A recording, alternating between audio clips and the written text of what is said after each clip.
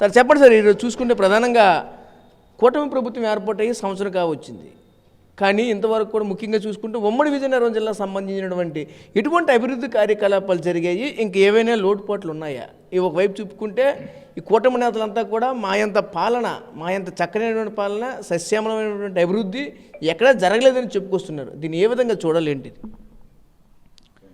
కూటమి వచ్చి ఏడాది కాలం పూర్తయింది.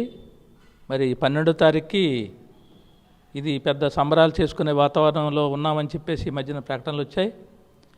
కూటమి ప్రభుత్వం ఈ ఉమ్మడి జిల్లాలే కాకుండా రాష్ట్రంలో వాళ్ళు చెప్పిన హామీలు ఏ ఒక్కటి అమలు కాలే, ఎటువంటి అభివృద్ధి లేదు.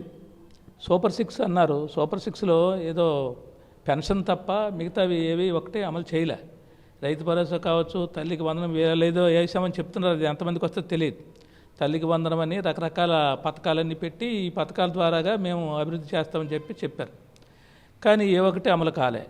అలాగే ఈ జిల్లాకు సంబంధించి వచ్చినప్పటికీ మనకి ముఖ్యంగా తోటపల్లి కానీ, అలాగే తారకరామ తీరసాగర్ కానీ, తారకరామ తీరసాగర్కి 807 కోట్లు కావాలని అవసరం కాగా కేవలం 68 కోట్లే 25-26 బడ్జెట్లు కేటాయించారు.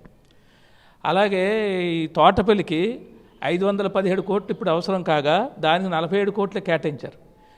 అలాగే బ్రాంచ్ కెనాల్ గజనగరం, అలాగే బొబ్బిలి, ఈ కెనాల్ పూర్తి చేస్తున్నారు, అవేమీ పూర్తి కాలే. అంటే ముఖ్యంగా ఈ జిల్లాకి నీటి వనరులు చాలా ఎక్కువే, వర్షపాతం ఎక్కువే, కానీ ఈ జిల్లాకి నీరు లేక రైతాంగం చాలా ఇబ్బంది పడుతున్నారు.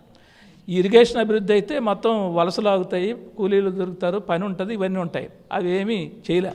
కాబట్టి మీరు ఇచ్చిన కేటాయింపులు చూస్తే అభివృద్ధి జరగాలంటే కేటాయింపులు ఇవ్వాలి, నిధులు కేటాయించాలి, ఎక్కడ లోటు ఉందో ఆ లోటు పోడ్చాలి.